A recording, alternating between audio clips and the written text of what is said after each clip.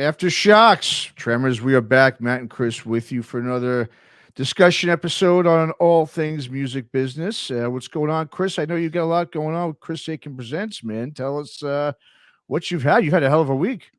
It's been busy, that is for sure.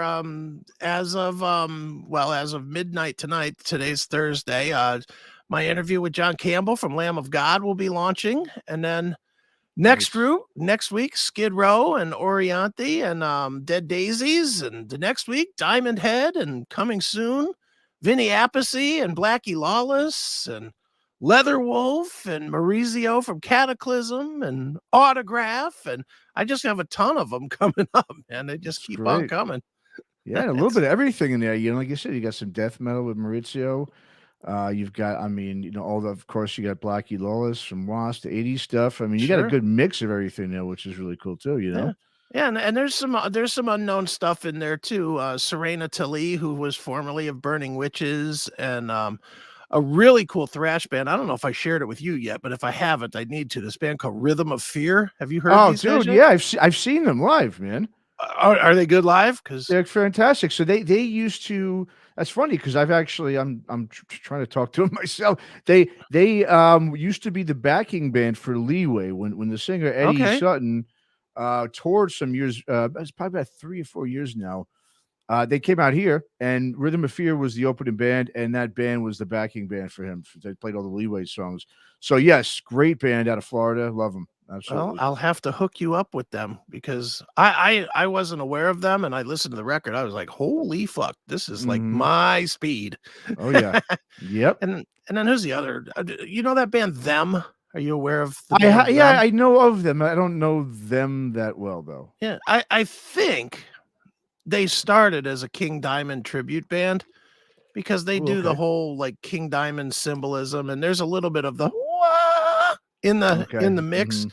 But I think they've kind of gone away from that now. The new record doesn't sound like King Diamond, but they're on their 4th consecutive concept album. Ooh, and I'm for me, my main question I want to ask them is, are people getting these concepts? You're not really known, and you're doing concept albums like one after the next. That's a tough road, man. That is, but I guess they're just a concept band, right? Yeah, I guess. I mean, that's all I know is they sound pretty cool, and they've got a cool look. They do the whole dress up and look thing. So if anything, it'll be a funny interview to see on the camera. Oh yeah, very nice, man. Yeah. I've had some interviews too. Freedom Hawk, Stoner Band, Virginia Beach, great new album they have. The Clay People. I don't know if you remember those guys. Yeah, they're industrial. They were out in the 9 Inch Nails era, right? Somewhere in there. Yep, late 90s. They're from I think upstate New York. Yeah, they were on the Strangeland soundtrack. Right.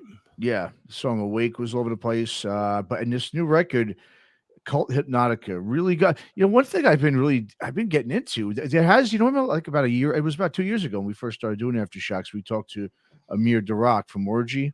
Yeah. And Julian K. And I remember we were talking to him. We asked him, what was he seeing the industrial metal scene? Was there a resurgence with it? He said that there was. And I remember he dropped a bunch of names of some bands. Right. I don't remember. I don't think I checked any of them out. But Sid Kieran, I talked to him too a few weeks ago from Ex-Ministry Guitars. He was saying the same thing, that there is a resurgence. So I've been listening to some of that industrial metal again recently because I've been interviewing some of those bands, obviously. Sure. And I'm starting to be like, man, I kind of missed that stuff. I actually forgot how good a lot of those bands were. I love that stuff, man. There was in that era, in the 9 Inch Nails era, I was that kid that if it was any kind of industrial, I had to have it, Okay. And I have a lot of weird stuff in my collection now that I'm just like, nobody knows who these bands are, but I remember them, like 13MG and I don't know, Screw with a K. Yes, I remember Screw. Remember Screw, and I have just this handful of these bands.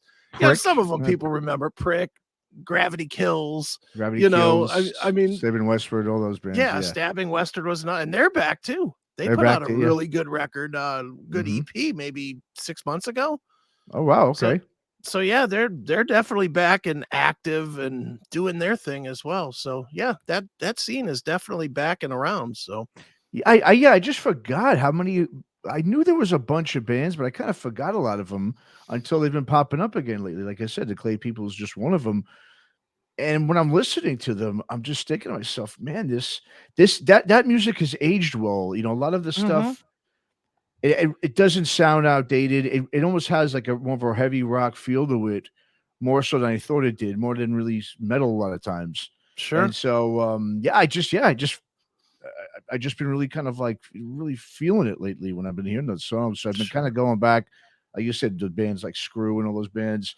Just been checking them out because, like I said, I haven't heard it in a while, and it's just kind of good to hear that music that's back and those bands are still going. It's pretty cool. sure. Just don't Yeah, tell Eddie Trunk or Sebastian Bach that you like that stuff, because God forbid a band should use laptops. technology. Oh, that's a whole nother you know, I know you and Toomey hit that topic up on your show, so we won't go to that Yeah. today. But yes, I totally know what you mean. But anyway, man. So yeah, I just wanted to, tonight. One thing when I was interviewing that band Freedom Hawk, we're Mhm. talking about the stoner scene when they came up in the early to mid 2000s, and I was just kind of having them take me through sort of a lot of the changes they've seen. And one of the things they talked about, there was this website called stonerrock.com. And that's really where that whole scene sort of congregated to at that time Okay. because it was such a small scene. There was only a few labels, maybe Meteor City and Small Stone. There was probably just three or four labels Sure. globally that were putting that music out.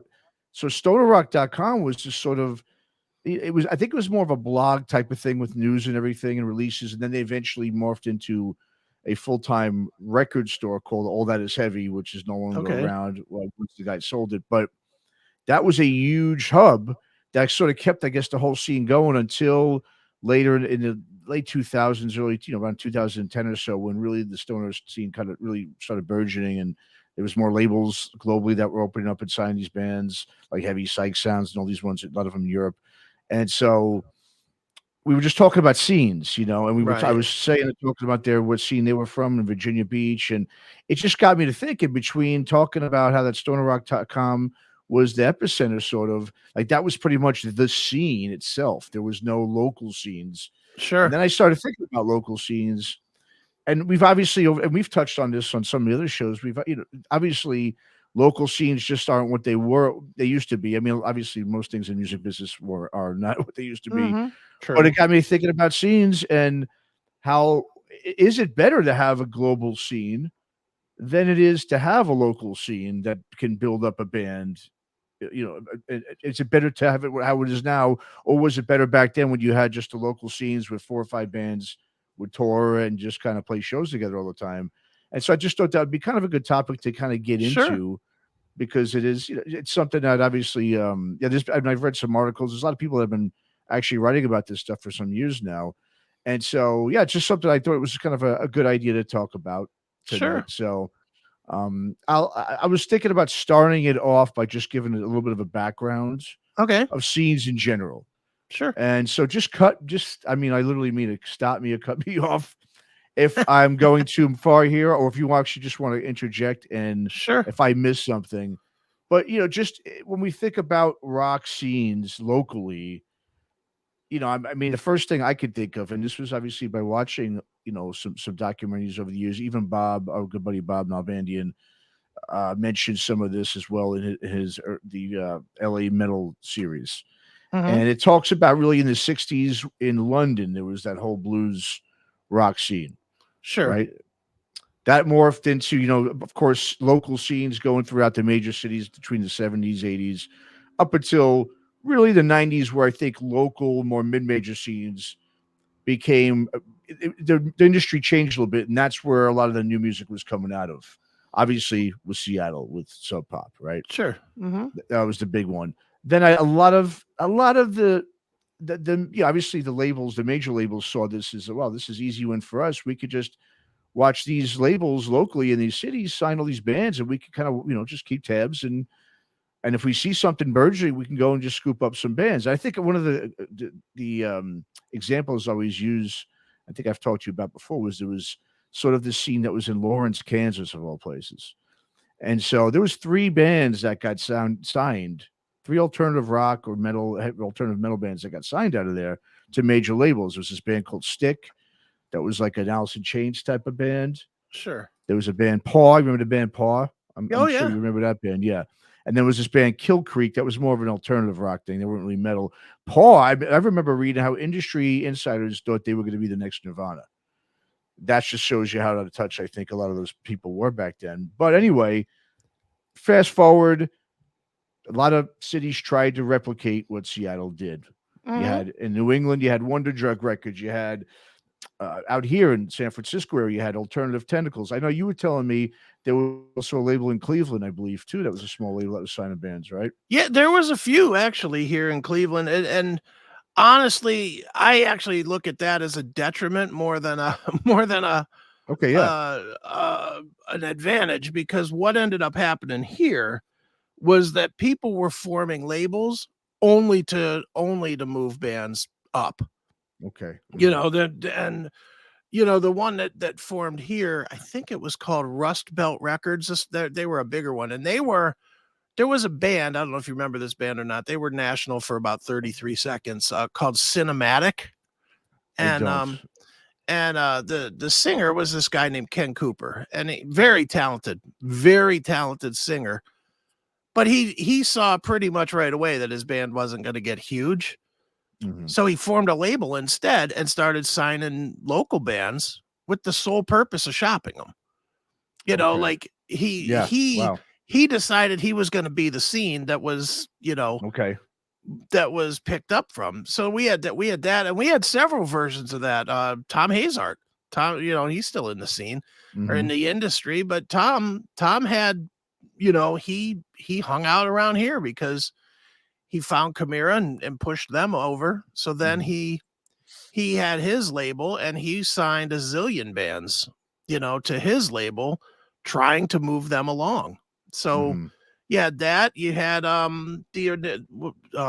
Standby Records that found Black Veil Brides. Okay, yeah. That was owned by a guy named Neil Sheehan.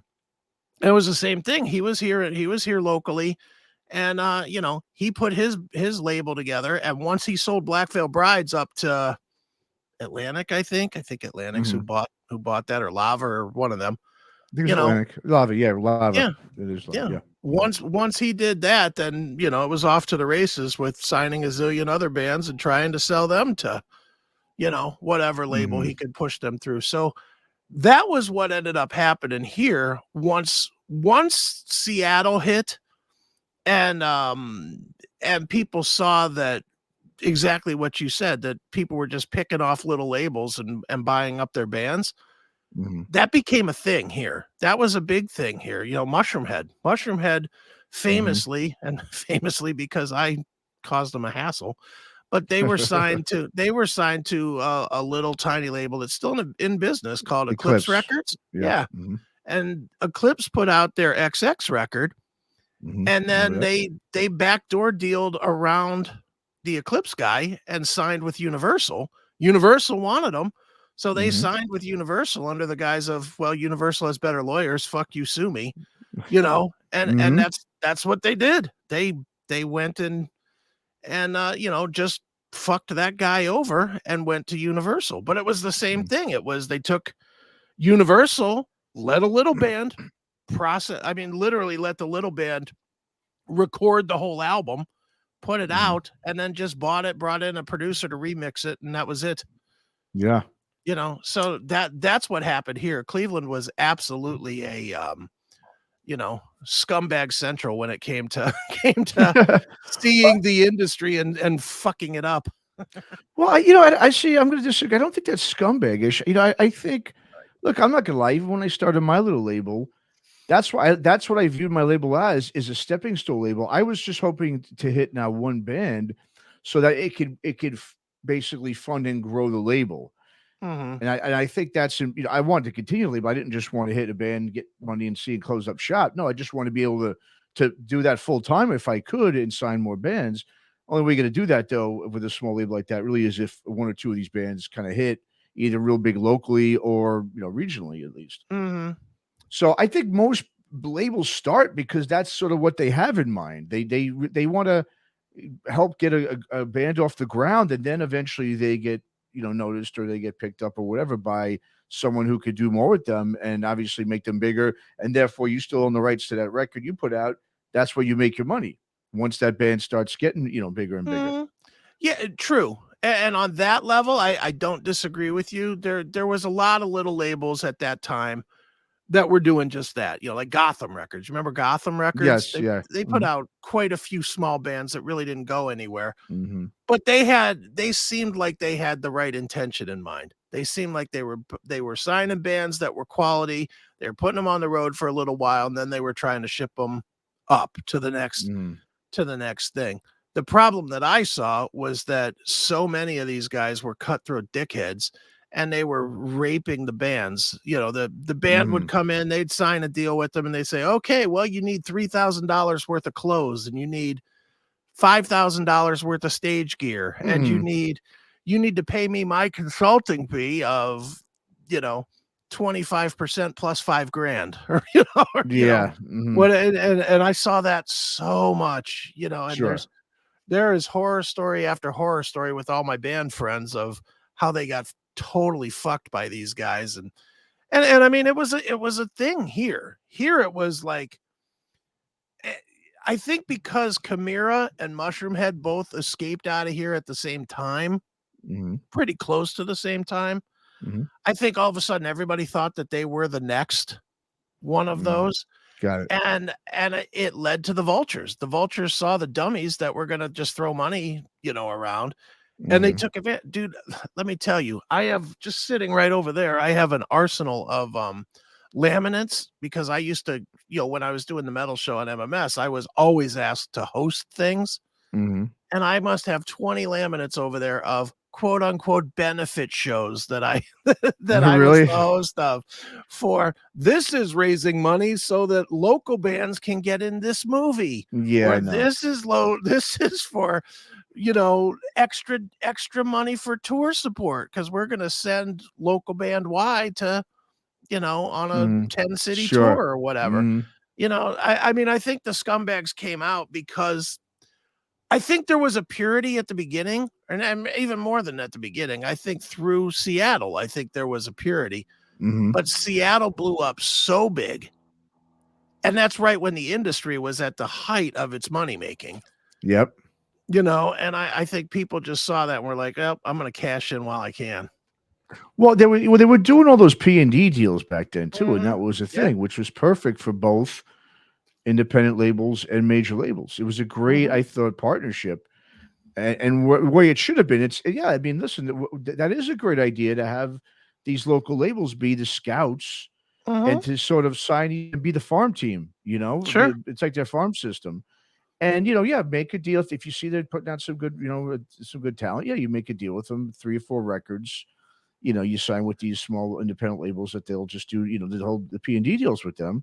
Really Yeah. cost both sides nothing.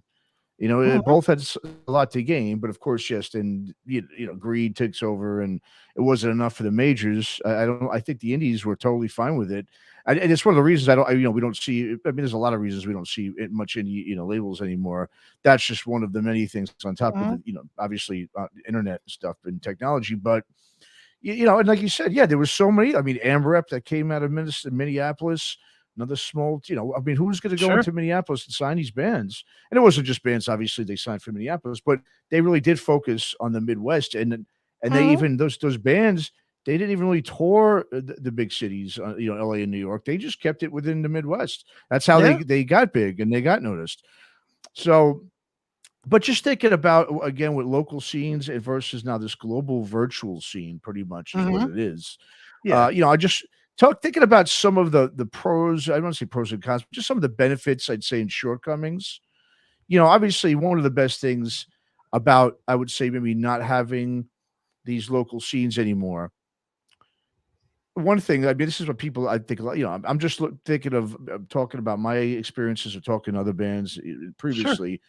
A lot of bands, for instance, if you've got a local scene and that's where you're expected to come out of, there's a lot of pressure to you also to sort of sound at least a little bit like some of these bands, right? I mean, Mhm. and I always talk about just just coming from New York, growing up.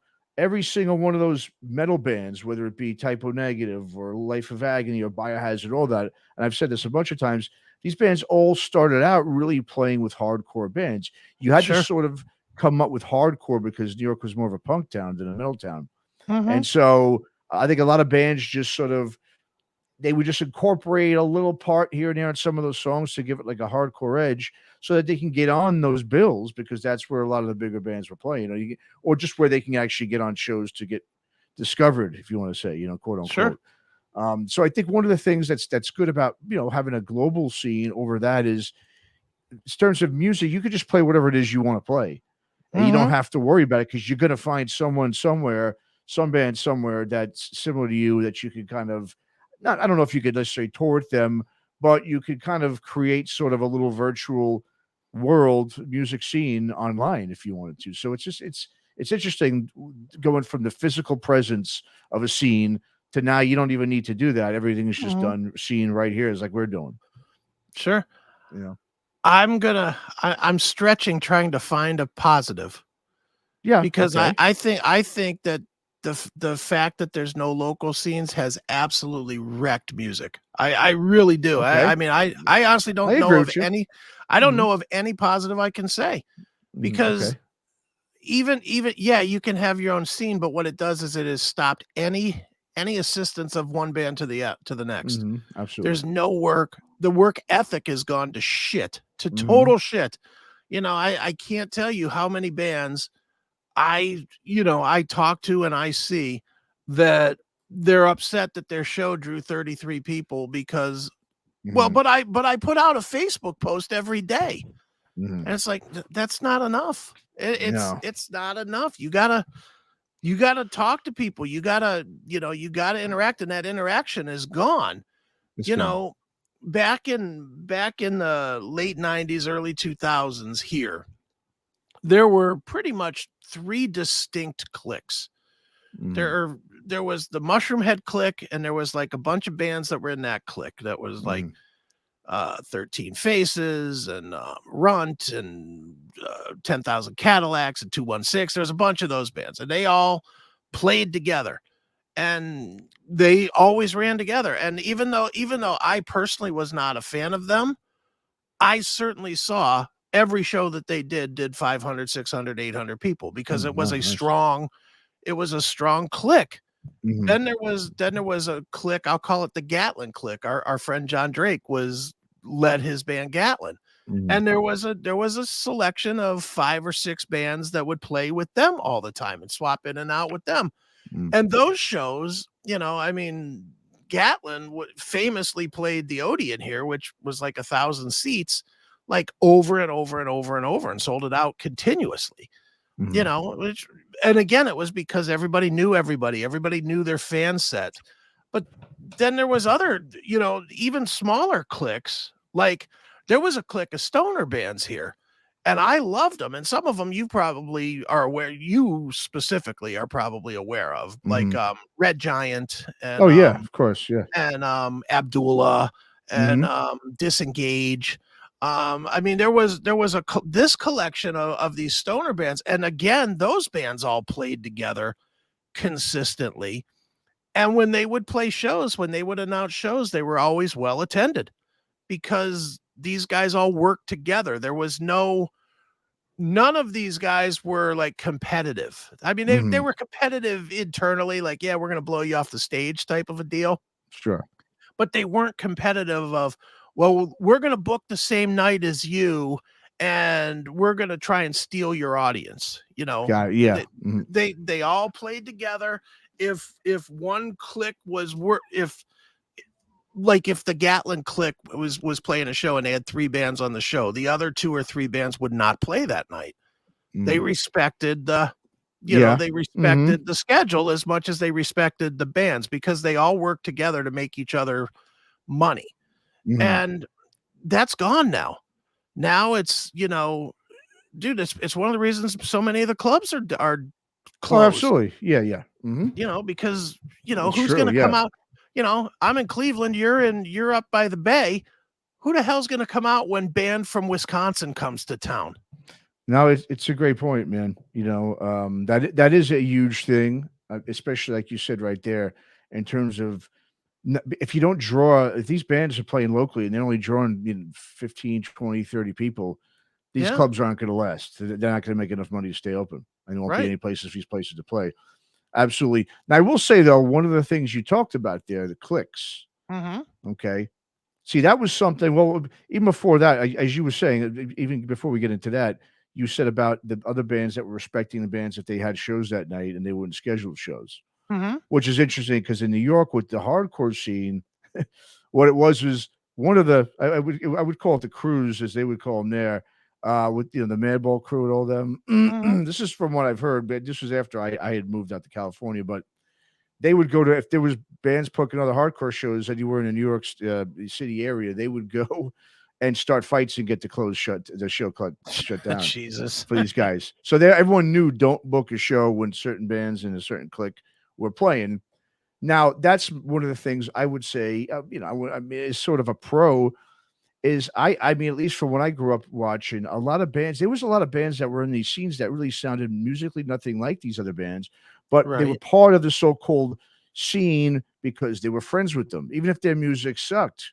I mean, there was some bands, I won't name them, but there's one particular band in New York Hardcore that I do not like. And it's not so much that they're a horrible band, it's more that their sound is nothing like hardcore. They're just a punk rock band, a regular, Sure. almost poppy punk rock band, but they get on all these bills billed as hardcore. And I mean, I'm like, they're not. And so some of Right. that stuff, or they'd have even back then, they'd have rap bands on, rap groups. And I'm like, well, okay, that's cool, but they're not a hardcore band. Don't call them a hardcore rap band. That makes no sense. Sure. So I think they would sometimes dilute what you were doing in order to get some of their buddies and people of the clique get their bands on a lot of these bills, or just sort of get whatever it was. So sometimes I just thought it was exclusive in that way too, where now you don't have to worry about that. If you're not, say, the most outgoing guy, you're not a great communicator, you're not really good at going and schmoozing with people.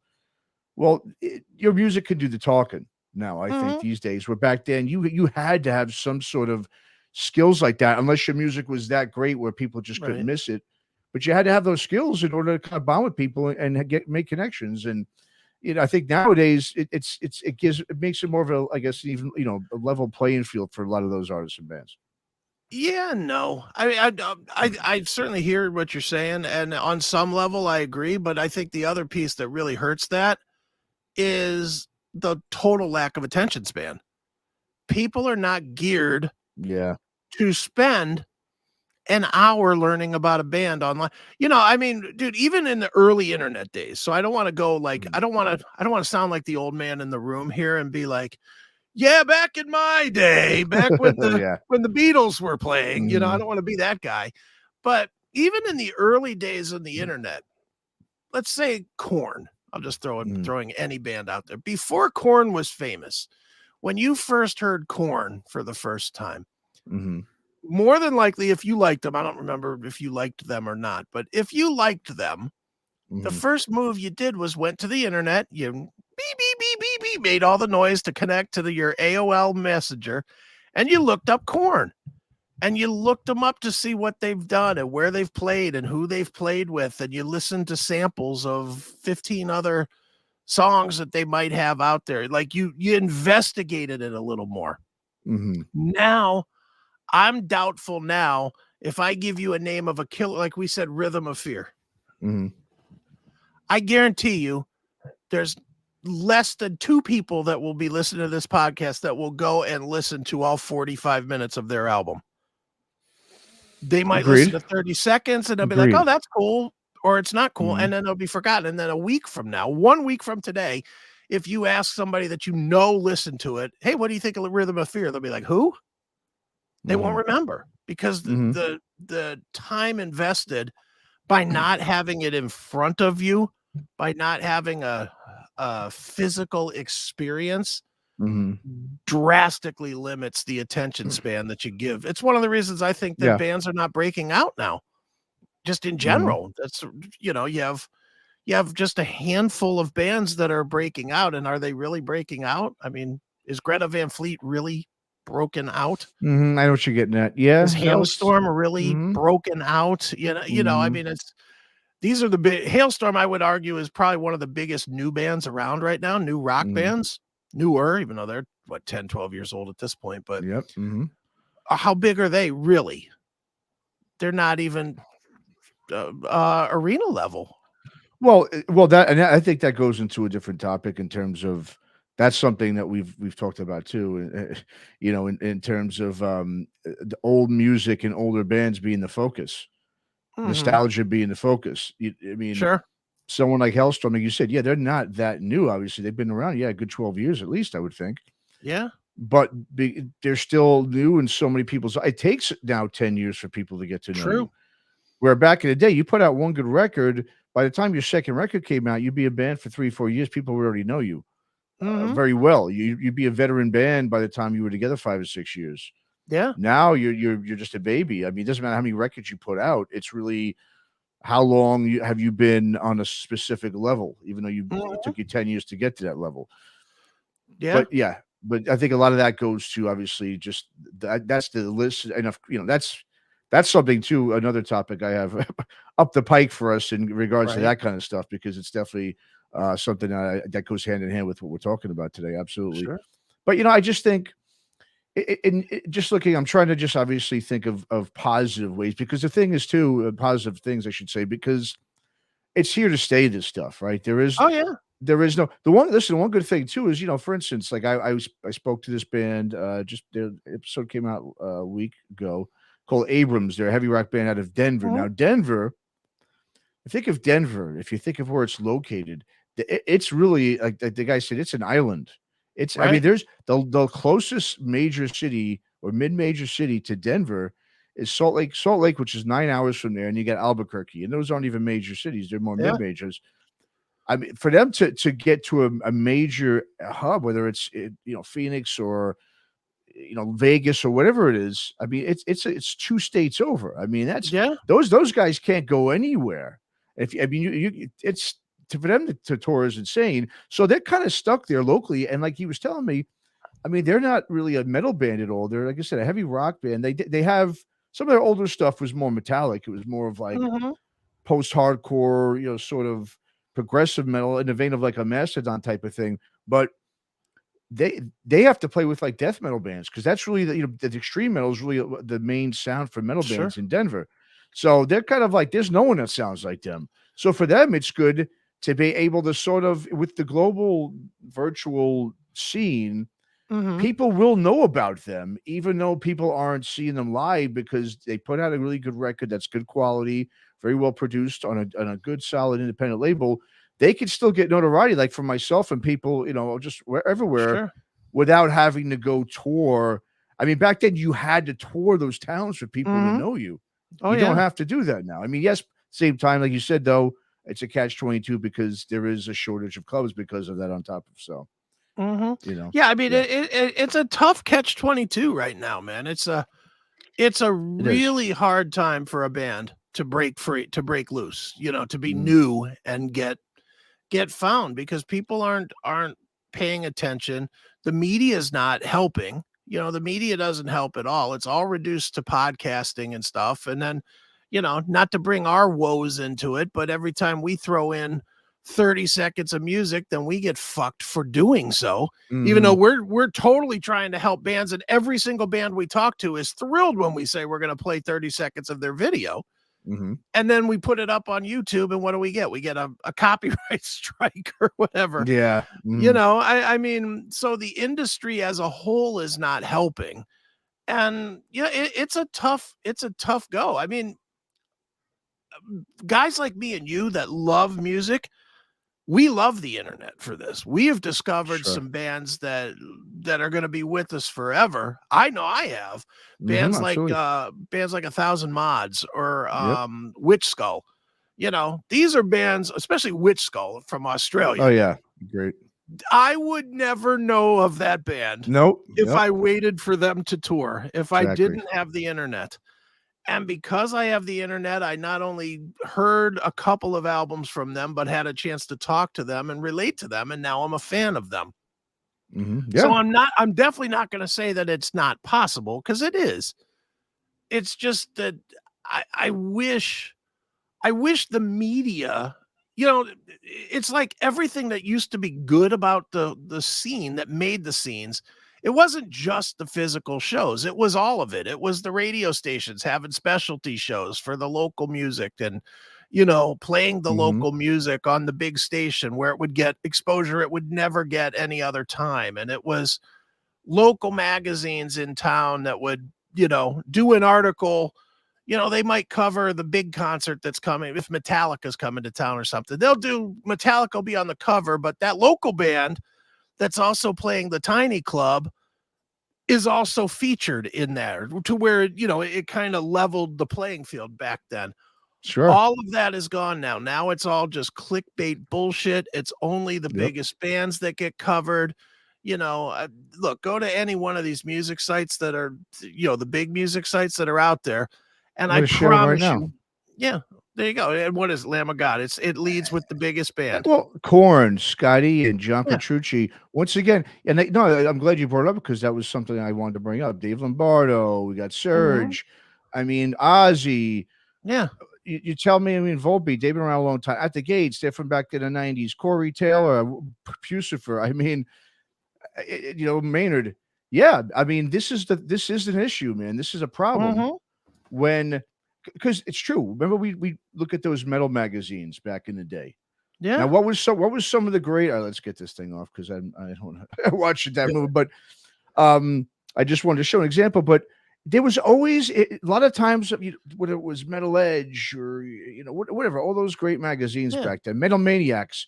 Sure. Most of the time, you would see a pretty new band that was maybe on their second album or so, or sometimes even their first Mhm. if they were really just destroying it. Yeah. Or if you didn't, you'd always see those new bands on the bottom. Remember, they'd always listen to those bands on the bottom just to show you that there are features in there. Great. They would feature at least two or three newer bands in some of the subgenres. Sure. Yeah, now nothing. I No. mean, like we just saw one example. There is not one No. newer band within the last 10 years that was listed on there. Yeah, the only way a newer band gets listed on one of these sites is if they piss in an audience member's mouth, or if they Yep. say something super political, Yeah. super hyper political. If they don't do either of those two things, they're not getting mentioned on any of the sites. No. No, not at all. If they just put out a record that kicks ass, it won't even get reviewed anymore. Mhm. It won't get reviewed. No one talks about it. No one quotes them like they're an equal. Nothing. Nothing. Yeah.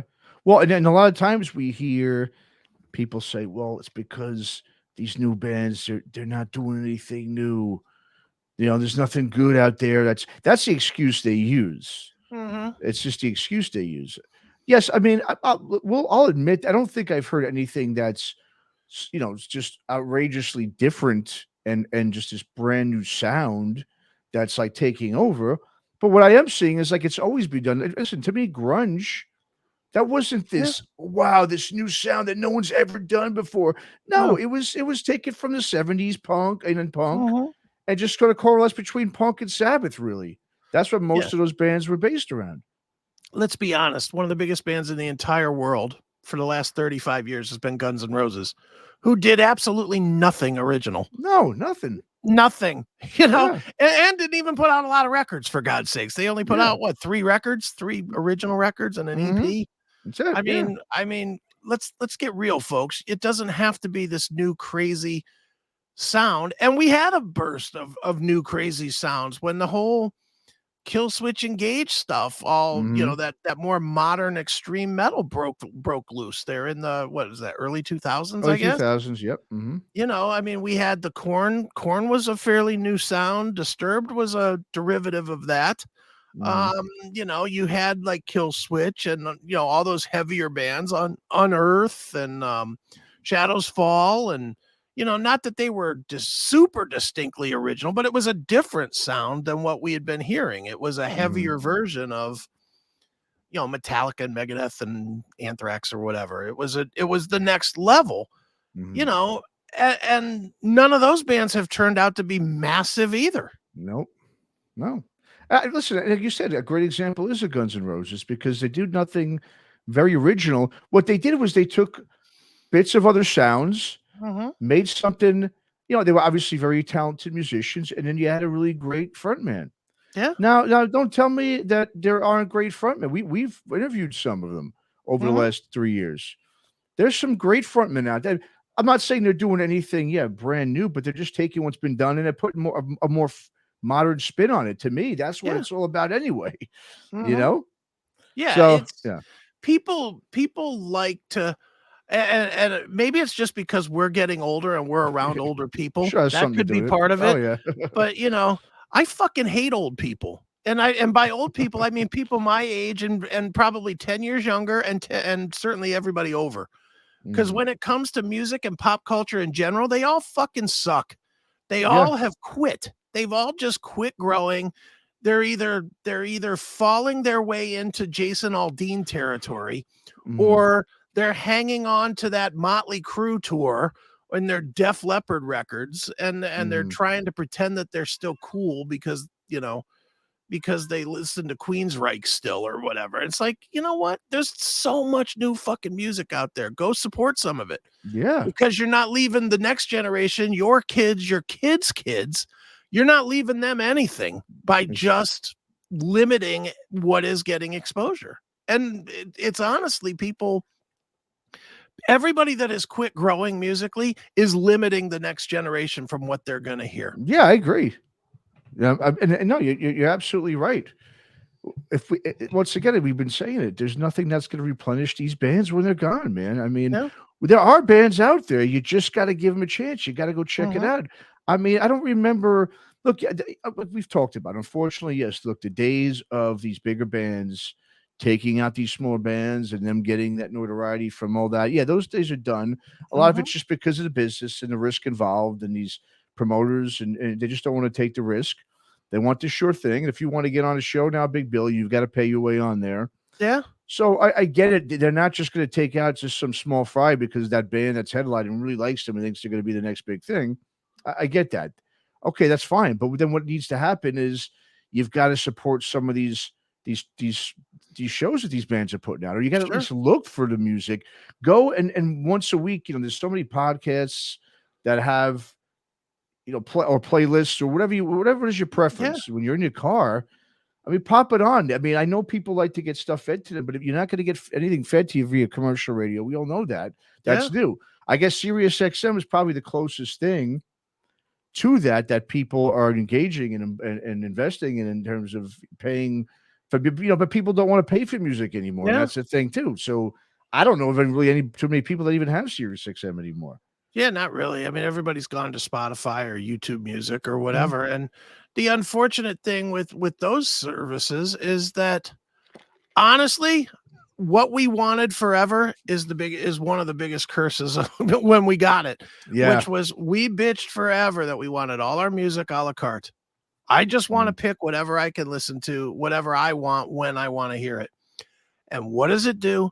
It's got everybody listening day in and day out to Motley Crue, Ozzy Osbourne, Metallica, That's crazy. Megadeth, I know. and if a new song slips in there, they can't fucking reach quick enough for their phone to skip it. I know.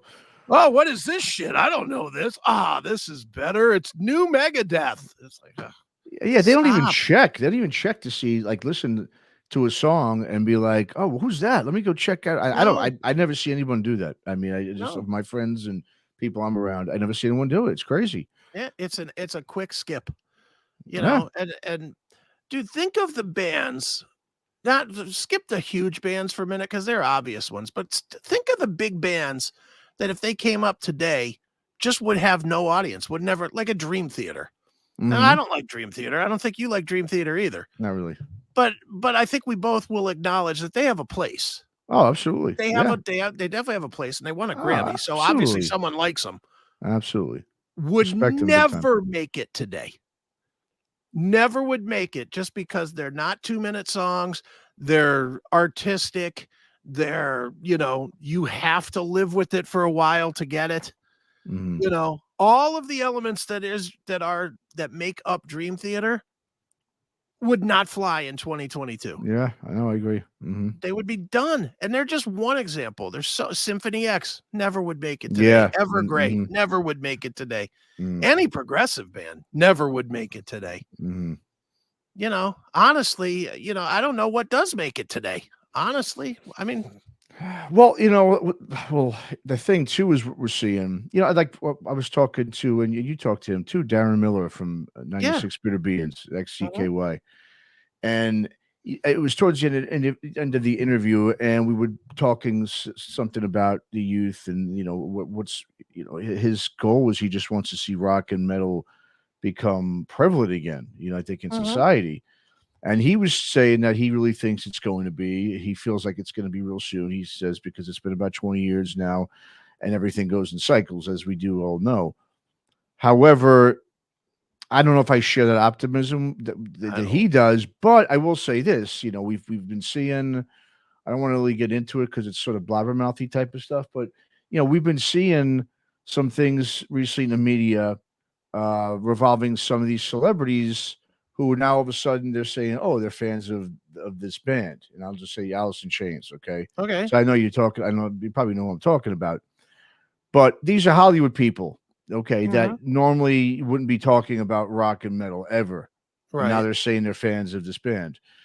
So there could be some. We've been seeing now for years, Kardashians and all these people wearing these metal shirts right, sure. as style, even though they have no idea. I mean, even today, I'm in my classroom teaching, and there's this kid I know that's not into metal rock at all, and he's wearing an AC/DC shirt. How many people you see wearing AC/DC shirts these days? A Yeah, ton, because Target's selling the shirt for right, of one. course. So they're so the thing is like now people always say, well, it's great. That's great for metal. It's like with Metallica. I'm not trying to shit on Metallica. I love Metallica, Mhm. obviously, but there's instead the most commercial metal band of all time, and still the biggest rock probably band on the face of the earth today. Sure. We see Metallica all the time doing these benefits and shows with all these pop stars. With Mhm. Lady Gaga and The Weeknd and all these people, right? And there's Metallica. And the thing is, I know Lars always say, "Well, it's great for metal. We're ambassadors for metal, trying to get metal out there." Now, No. while I do agree, they helped it become more global in a lot of ways in countries that might have not had fans of metal before they maybe toured there or they became big. No, it's not good. It's not good for metal because Mm-mm. metal isn't about that, and that's the whole Yeah. point. You don't want metal to reach this super massive audience because then it dilutes it. I mean, it's going to automatically be watered down, and we saw that. No offense, I don't want to be attacking Metallica, but we saw how much their music changed over the years once they became part of the machine. There, Dude, look at the entire '80s hair metal scene. yeah. Oh, The absolutely, entire the whole every thing. every Yeah, last band in every that band. scene every last band in that scene got less good musically because they got attention. Yeah, Every single one I of them. know. Well, And attention then from the wrong yeah, from the wrong people. people. Yeah. Yeah, I mean, dude, there was a time, and I think you were probably a little young for it. Because I was a teenager when you mentioned your metal bands that you liked, Mhm. it was met with horror from the women. Oh, yeah. Oh, And yeah. You and scared then to admit Motley 'em. Crue then Motley Crue came along, It and was then okay. and then it was okay. Then it was the Yeah. same old situation, and Don't Go Away Mhm. Mad, just go, and then Skid Row, and all Oh, yeah. these other flavor bands that the girls liked. Mhm. And I'm not saying the women shouldn't like metal. I'm just saying that, you know, it kind of diluted it. It did. It It diluted does. it when it diluted it.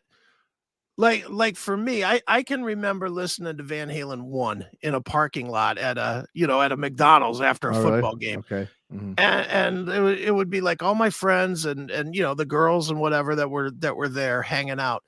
And when, Eddie Van Halen would start really riffing hard, like Running the Devil or, Eruption or whatever, Mhm.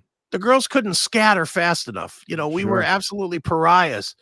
Mhm. By the time 1984 would get on, though, they're right there singing Jump and, Yeah, no, you're right. Uh-huh. and Mhm. it was like, wait a minute, this is my band. You can't listen to this. Exactly. And my thing is like it might have seen, might have been pretty cool at that time thinking, "Okay, now this is great. Yeah. These women and people who normally don't listen to this kind of music now are digging Mhm. this stuff." But let's be honest too, with Jump, I mean, that was probably the most diluted Van Halen song of all Yeah, time. Of of course, right? course. So that's the thing, is this whole thing of metal. It's like, I mean, when you think about metal being mainstream, that to me has never helped at all No, the genre or the scene at all.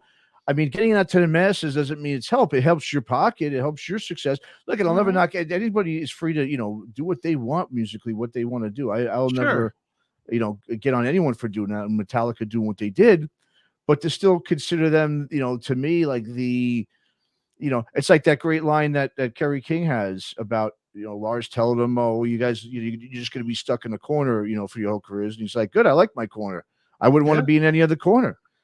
And mhm, and that's what it is. I think instead of everyone just being in their corners and sticking to, stop trying to, I don't know. Like I said, I don't want to tell people what to do or bands what to do. It's just for metal though, as a whole, I think trying to commercialize it and get it out to as many ears and eyes as possible does not help it, as we've seen. I mean, like yeah, I said, now we're seeing Hollywood trying to get involved with metal again. I mean, mhm, we see what Hollywood does. We saw what they've done to the Coachella Festival. That was actually a cool little indie thing for a while that got sure, now just demolished. It became now just a pop festival. right, We saw it with Psycho in Vegas. You started having some of these other like indie rock bands getting over there. That's changed. It's still cool. Definitely a great festival, but it's not what it used to be, right, because once it gets some notoriety and Hollywood goes, "Oh, look at this thing over here, cool," just like they've done with scenes and music, and they've mhm, destroyed them over the years.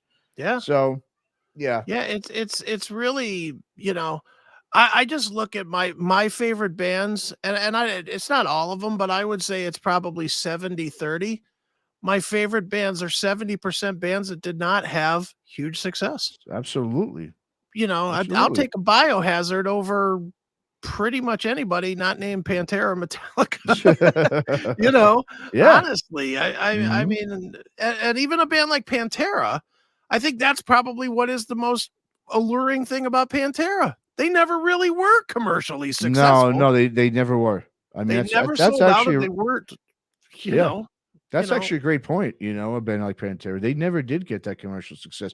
They yeah, didn't take the road of Megadeth and Metallica, and they no, didn't do it. no, they didn't They do their soft record. never did. They got Yeah. heavier. They Yeah. got heavier and heavier. Can you Yeah. imagine if Pantera would have put out their version of The Memory Remains or something? Oh Oh my Lord. god. Well, you know what? I'll tell you. I think if they would have done that, it would have been pretty. I mean, if you listen to what they did with Rebel Meets Rebel with David Allan Coe, that is a great. Those Yeah, it's riffs on fun. that record, I love that record. It's a Mhm. fun, just good time record. That was their way of, I think, kind of getting a little bit softer, but it was still metallic. But they got more southern rock, so Yeah. I think they would have actually been pretty good if they would have went that way. But yeah, it wouldn't have been Pantera though. It would have been. It Yeah. just wouldn't have been It them. would have Like diluted the Pantera brand. absolutely. The Yeah. same way that the Black Album diluted the Metallica brand. Mhm. Same Yeah. exact way. Yeah, but you see, but even to me, like a Black Album, I'm okay with Yeah, because I don't hate it. I mean, yeah, obviously I wrote a book about it. I don't hate it, but mhm. it definitely took them down a bad path. Well, it led down a bad path, and Yeah. it's the path of fame. Let's be honest, that's Mhm. what it was. I mean, he sings about it. I mean, Hetfield's always sung about fame and how it's kind of fucked him up, Yeah. and because of that, yeah, I mean, I mean, like I said, Metallica's part of the big club now. They're not that Metallica from Yeah. from Orange County playing the local, No. shows down there, or Yeah. in the Troubadour in No. Hollywood. That They're just not it's the not. guys stealing beer from the convenience store in the Yeah, Cliff 'Em All video. no, That band they're is rubbing. gone. Yeah, they're gone, man. So Yeah. and that's the thing is that, and I don't like when everything just keeps coming back to Metallica. Metallica's not going to lead the revolution for new No, music. not at all. It's not. I mean, even look. I mean, now yeah, Nannies are back in. Like I said, Alice in Chains. I know since they're them and Pearl. See, Pearl Jam. As much as I'm not a fan of their music, they really did it right.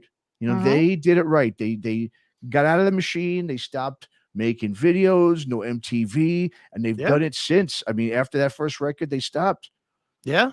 and they're selling out arenas left and right. Still, you don't need it if you look at band like, even, I mean, on a lower level, a band like, if you want like a really great example of a band that did it right, is a band like Clutch. They did it all on Oh, their yeah. own too.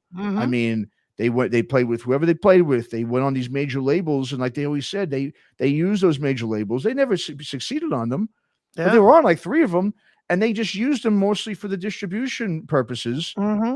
And then by the time they were dropped, they just opened up their own label, and they were already huge and had that huge fan base. Yeah. That now, I mean, you go anywhere and they sell out everywhere. I mean, so Mm-hmm. that's how you do it. You just you don't get, I don't want to say get greedy, but you just don't overexpose yourself. Yeah. And that's what I think Metallica has done. I agree. Just using them as an example, obviously. Well, all of the big bands have done that. They all have. Pick the biggest. I mean, forget Metallica. Take them out of the equation. I'll go to a different genre completely. Take a band like 9 Inch Nails. Mm-hmm. That is a band that should have never had commercial success because their music was way too dirty, way too violent, way too harsh. Then came the Downward Spiral, which had hits. And once it had hits, then they wrote hits. Then they started writing the Bite the Hand That Feeds and the Perfect Drug and, songs that were made kind of for radio. Yep. Maybe not fully for radio, but they definitely went more that direction. Korn's another one. Korn's first record, there was nothing on that was supposed to be a hit. No. That's a violent record. Very violent. But it had some hits. And what happened? It had some fame, and then you get, Life is Peachy. Life is Peachy. That's just garbage. That's just junk. Yeah, well, once again, that's what happened. I mean, think after that though, because that's when they started writing hits. That's when you got the Life and because the label's telling you like, hey, we need 1 or 2 hits. You got to come up with these, and I mean, that's no secret that's what labels want you to do. But why do they want it? For the exposure. They want, of course, and the bands are all too. Look, as much as all of us sort of hate Nirvana, you got to give Nirvana credit. Nirvana had the biggest selling album of the 90s, or one of the biggest selling. Certainly the most influential. I wouldn't say I hate. I don't hate Nirvana. But what did they do? They came back with a record that the label turned down the first time because it was so against the grain. Yep. And then they modified it just enough to get the label to. And really, was there any real hits off of that thing? I mean, nah, maybe Rape Me. Heart-Shaped Box. Yeah, Heart-Shaped Box isn't a hit though, if you ask me. And Rape Me. Yeah, I know. In no world should Rape Me be a hit. In no world should that be a hit. Oh, that is true. It was. I mean, they say what you want about Nirvana. They came back and were like, "Fuck you." Fame. They did. I will give Kurt Cobain a lot of credit for he did. He didn't want that fame. He always said he never wanted that. Most of those guys didn't. I mean, Lane Staley obviously didn't. He was a recluse, and those guys were never those kind of. They were just once again from that. Small local scene that just just had something that no other scene has ever had, and that Sub Pop, that was just something that people tried to emulate that they couldn't, because once again, like you said, I got to Cleveland with those labels. It was they opened just to get those bands, to get them on those P&D deals, where Sub Pop was all about just sign in and find them local talent and just knocking it out. And they did it with so many bands, and they're still doing it. That's another label that didn't sell out, and they really didn't, so they just, I mean, they took what they could, and now it's obviously been able to allow them to have this label for the rest of their lives, which is great. And so that's, once again, that comes from a very, it's a lot of integrity, musical integrity, artistic integrity, whatever you want to call it. Yeah. Where you don't want to overexpose yourself. You want to keep that. You want to, you want people talking about you, and that all your records are great. I mean, let's be honest. I keep using Metallica. I just use them because they're the biggest band. Sure. But is anyone really looking forward to a new Metallica record, even if it came out? I mean, we've tried for a couple of them. They've had some good moments, but they've never even come close. And I know a lot of bands as they get older, that they obviously, that happens. That's very common. Well, dude, I mean, I still get pumped up for, but again, I'm old. I still get pumped up for a Metallica record, a Megadeth record, an Anthrax record, my big bands, Judas Priest, the bands that I grew up loving. And that being said, like even the Megadeth record, love Megadeth, been a Megadeth fan since Megadeth's been a band, really, and that record came out, the most current one, the So Good, So Dead, whatever it's called. And that right there should tell you, I don't even know what the name of the fucking record is. But I listened to it like 2 or 3 times. I was like, Okay. You know, Yeah, no, it's not peace sells. It's no, not even dystopia. no, no. You And know? I think, but if that new Exodus record came out, you'd be pretty damn pumped, and it would sound pretty damn good, and that's the difference too. I Mhm. think a lot of these bands, by keeping their core sound over the years, they've been able to continue Sure. to just make that sound better and better instead of trying to cross genres and cross these boundaries, which don't get me Mhm. wrong, I think it's totally fine to do and you wanna experiment with. But when that becomes your sole thing, and then I just, a lot of those bands just well, you end up losing your way as a band because now you're a business. You're no Yeah. longer just this hungry band that wants to continue to kick people's asses when they go play shows. There's so much other things that are involved, elements involved when it comes to your songwriting and just how you promote music. So Yeah. it's No, yeah, there is. There is. yeah, And but you're 1,000% right though. Those bands that didn't change their sound or didn't change drastically that stayed the course, mhm, I would argue that they're all more popular than they were yeah. in the day. Oh yeah, Death absolutely. Angel's way more popular now than they All those ever bands, yeah. in It's the just day. Testament, the same Yeah, thing. Testament too. Yeah, Hmm. but I specifically point to Death Angel because I lived out there at the time that the Act Hmm. 3 was out, Sure. and I saw them play on the Act 3 tour, and I saw them play as the organization, which was basically Yeah. the Mm. band without Mark, Without Mark, yeah. and, and they did not pack them in, and Mhm. that was when they were a legitimate big band. They were signed to a major, they were a legitimate big band with big money behind them. And now you go see them, and they're packing them in.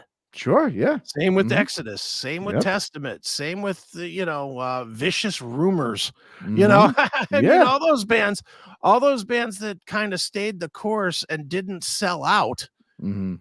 are bigger now than they were in the day, They are, almost they'll universally. all yeah, they'll all tell you that. I mean, they'll Mhm. all tell you that they can't Yeah. believe how much even some of these the bands that weren't as huge, like that band Blind Illusion I interviewed Mhm. recently, that they're bigger now than ever. I Sure. mean, they were only known before as Les Claypool's original band, Right. that was it.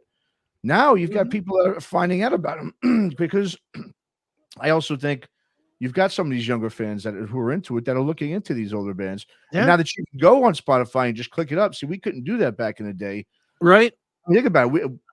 I would have definitely been into so many more bands from the Oh, yeah. '70s and '80s if we were able to go on Spotify. If we Mhm. had that option, we just didn't. We had to rely on our friends' records, our Yeah. parents' records, or just our own records, and that was it. Dude, Spotify back in the day was ripping off Columbia House. Yeah, exactly. That's That was exactly. Spotify for me. 12 I for a know. penny, 12 for a penny, and I'm good. Oh yeah. I think I still have those collection notices coming. You know what I mean? Oh, those things, man. I mean, yeah, that is funny. That's exactly what it was, though. You're right. I mean, but that's how desperate we were to get new music Yeah. that because we couldn't afford to buy 12 Mhm. tapes. So Right. yeah, you get even if they were a couple years old, so be it, Yeah. or it wasn't a Well, great record. and I don't know about you, but I know for me, like when it was 12 for a penny or 15 for a penny or whatever it would be, Mhm. I could usually find 8 that I wanted. So Yeah. then I would start picking things that I didn't know but looked cool. Mhm, okay. I literally would be looking at the little remember it used to have the little pamphlet? Oh, yeah. Oh, yeah. The little Oh, of pamphlet. course. Oh, yeah. I'd be looking through the pamphlet. I'd be like, "Well, that Sure. looks pretty cool. I'll take I that." take that. I know. And I mean, some of them hit and some of them didn't, Oh but god, I know. I have some real winners, man. I think one of my biggest winners on that was it Gene Loves Jezebel. I had one of their tapes, World Party. I don't know if you remember those I guys at remember all. World Party. Yeah, I Oh, yeah. remember them. They had a couple of decent songs. They were okay. But yeah, I mean, I had some interest in. I mean, it's funny to go through that stuff, and I know. But you're right. I mean, yeah, but once again, that was just and even though most of those tapes probably found 2 songs on each tape that were good, Mhm. it was at least something that was Yeah, new. you were learning something new, New. something different, and, Mhm. and Yeah. I don't know, for me, a lot of times I'd be in my car when I was 16 years old or whatever, and I'd be driving and, picking up this girl or that girl, whatever, to go out on a date or whatever, and I'd pop in that stuff because they wouldn't Mhm. know it. Yeah, exactly. And it was Mhm. something to talk about. It was like, "Oh, Yeah. what are we listening to here? Oh, this is just Yeah. World Party, of course, don't you know?" You A know? huge band, come on. Yeah. They're the next big thing. Yeah, next Rolling Stones. They're the next Starship. Yeah. Ah, cool, man. Well, I guess we can get ready to wrap it up. Just one quick thing though before we do Yeah. go in terms of this topic. I think another thing, as we're just talking about Columbia House and these records, is also the death of the physical music products. I think has contributed to the downfall of local scenes as Oh well, yeah. because of record stores. I mean, that was a big thing. Obviously, signings were crucial to local scenes. Mm-hmm. And you had to go to the store. There were shows at a lot of those, stores and the Sure. signings. Just overall, the physical ownership and just physical presence of music is just pretty much gone. And that's It's just one sad. last thing I wanted to say. It's really Yeah. sad, man. It Well, is. Yeah. dude, in my interviews, in every interview that I do on Chris Aiken Presents, I say this record is out on blah blah blah date. Mm, Go buy it. yeah. Don't stream it. Buy Buy it. Mhm. Every single artist, every single one of them lights up when I say that. Yeah. That I actually say buy it, and 99% of them at the end of the interview, they thank me for saying on the interview to buy the To buy physical it. product, Mhm. because it's still important to them, and that's the one, Mhm.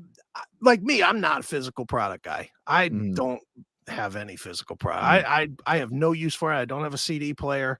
I don't know what I would do with physical product, Mhm. honestly. But that being said, I certainly, from talking to bands, I understand that they still put in the work like they did in the old days. Mhm. That the art is still important to them. Mhm. The Yeah. graphics are still important to them. It all means something to them.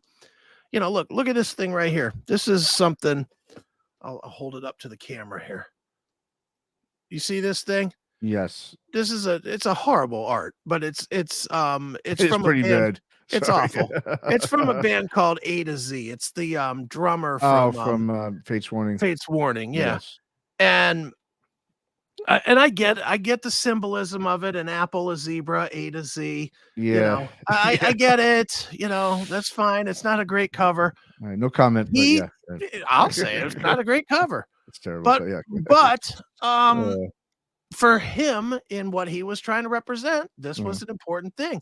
Important enough that because I did a good interview with him, he sent me this metallic sign that he had oh, made nice. That's cool. and signed it on the back, Very cool. because for him, the physical product is important.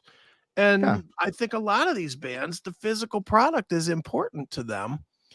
And they feel like you're not enjoying the full Full experience experience, yes. unless you Mhm. get the You get physical it. thing where you can hold it in your hand and you can, see the liner notes and It is true, man. I mean, well, once again, like you said, great point.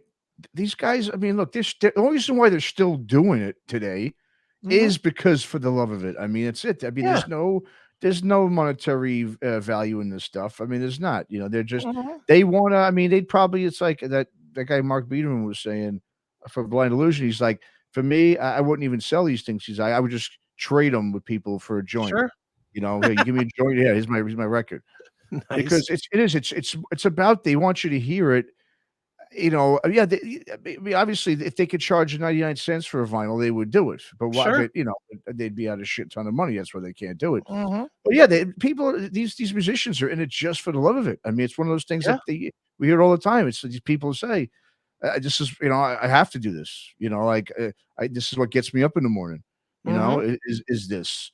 And so that's why and like you said, a great point with that record, is that you don't a lot of times if you're not looking at all the liner notes or looking at the artwork and you're not playing it on a vinyl or something, just just like you said, the listening experience that used to take place. Yeah. Yeah, I think it does dilute the listening experience. Obviously, I mean, I've got physical product. I wish I'd have more. Mhm. I won't gonna lie. I used to collect a lot. I've kind of slowed down a little bit now. A lot of it's too because look, it's expensive. Yeah.